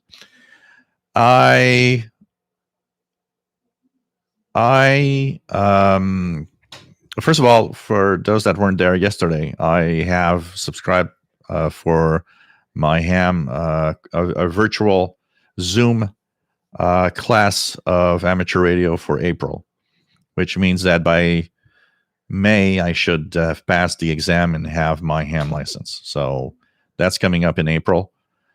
First of all. So second of all, when I get my license, I will be more active on HF, that's for sure, because I have very little interest. One thing for sure, I will not be the guy going on the repeater saying, hello, I'm listening, those nets and stuff. It's like, yeah, my name is Gilles, and well, I'm listening from Montreal, and thanks for all you do, and good evening, everyone. It's like, no, that's the most boring use of amateur radio I find. That's me. If you like it, fine, but that's not me, and that will never be me. But so I will, of course, being a shortwave guy, HF is my number one priority on the on amateur radio. That's for sure will be HF. But that said, I will want to dabble in amateur satellites. That will be my VHF UHF stuff. I will want to try out or do something to actually communicate through these amateur satellites. That's for sure. So it's not a zero. I will VHF UHF will be somewhat, and of course I'll have something for I'll probably have a little handheld for in case communications on VHF UHF with people, but overall HF will probably be the majority of my amateur radio time. Vince Perrault, what distance should be between a receive and transmit antenna? as much as you can, because they can be very close, especially when you use high power. It's easy to blow out, like an antenna, like an MLA30. I mean, that's an active antenna. It could be very easy to blow the antenna if you're too close. And if you're amateur radio and you pump 100, 200 watts, you'll have to be the antennas need to be as far as you can between both. And even in some cases, and the way that they are set up, you'll have to have a way to, when you transmit, that it disconnects temporarily the receive antenna, as not to blow the input of the radio.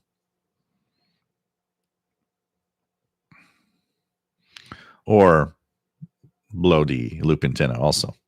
Danny, Shortwave Radio DX, nice to have you on board from Yonkers, New York. Just finished shoveling snow outside. So getting ready to watch Super Bowl here. There's a little bit of snow that started falling now. Kimberly called CQ and got 2 locals. They were getting ready to watch the game, so it's going to be open on 6 meters while everyone else watches the game. That's interesting. That's interesting. What is a different FLDG? So the software is supposed to be, this is what FLDG looks like. Okay, I'm going to start it up here. So FLDG. FLDG.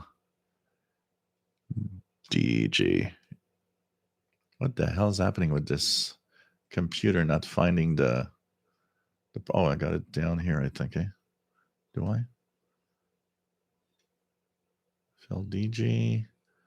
Oh, what the hell is happening with this? My computer's a little messed up. I usually should see the software pop up. So FLDG, here we go, app. So when FLDG is installed, this is what you get. And you have the waterfall for the audio at the bottom. You have the operation modes and stuff at the top, including the setups and everything. This is what it needs to look like. This works with the audio of your computer.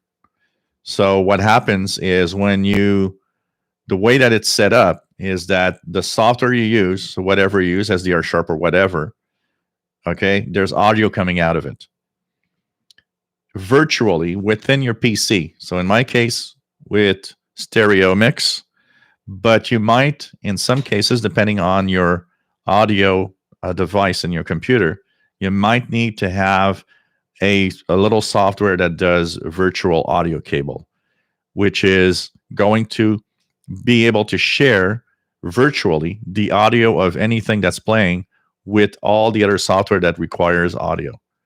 So here, my software, I choose Stereo Mix as the audio device so that it gets the audio from all of from SDR Uno or SDR Sharp or anything. So that's what you're going to get, FLDG and software. And then you need to have the audio set up properly virtually within your computer.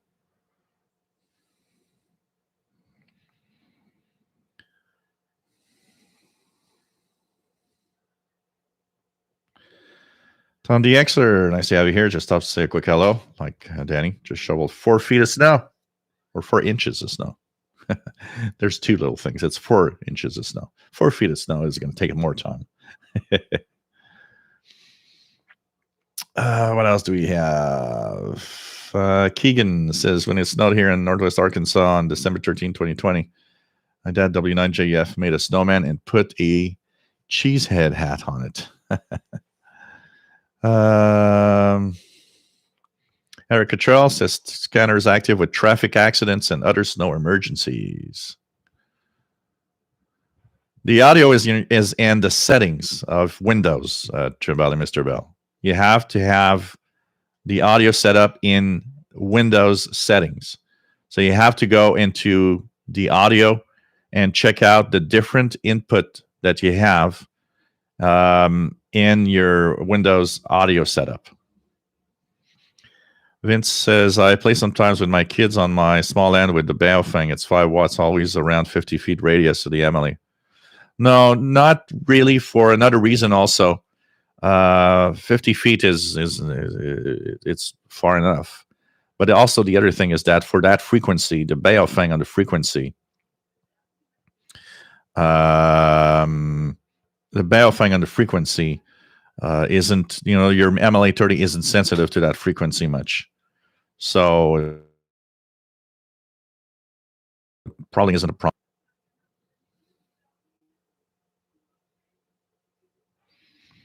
So technically, you've got to be as far away as possible, just to be careful not to overload or to kill the antenna, the amplifier, and stuff like that. Hey guys, we've been on for 2 hours and 5 minutes. I'm a little tired. We had a nice 33 hours and some yesterday, and another 2 hours today. And I am hungry. I want to eat some food. So hope you enjoyed this show. We are here every first Sunday of the month. So just remember, first Sunday of the month. And we'll be back with the schedules of shortwave shows this week.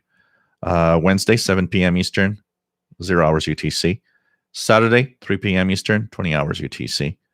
And really cool to have all of you here. Hope you enjoyed the show today. And what am I having? You're going to find it funny.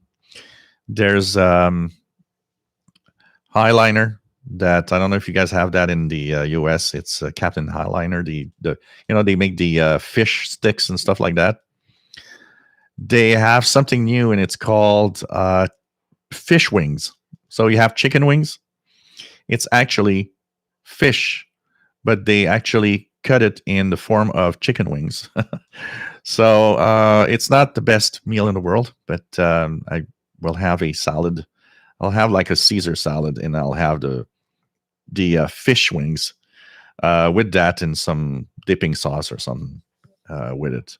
That's pretty much what's going to be for tonight. Something very simple that I just have to put in the oven. And but it's just funny. What I saw the box and I said, like, fish wings. Okay, you got me. And they were on sale because it's brand new products. I was like, oh, fish wings. Why not? So stay safe, everybody. Hope that you all are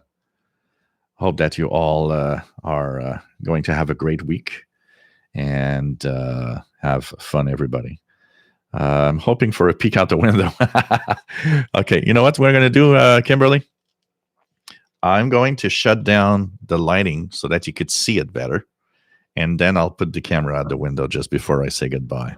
So just for a few seconds here.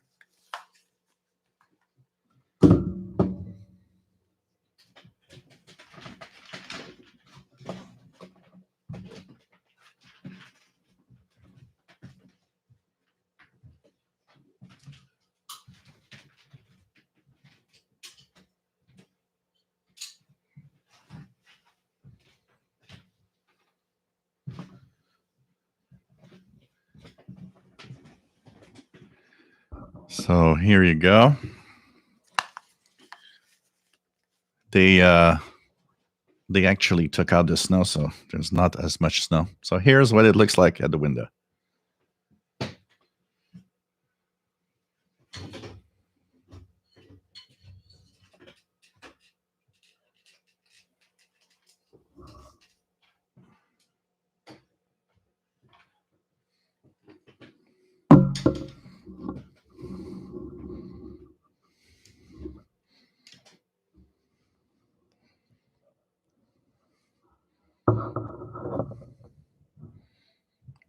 That's not a lot of snow. Honestly, that's nothing for us.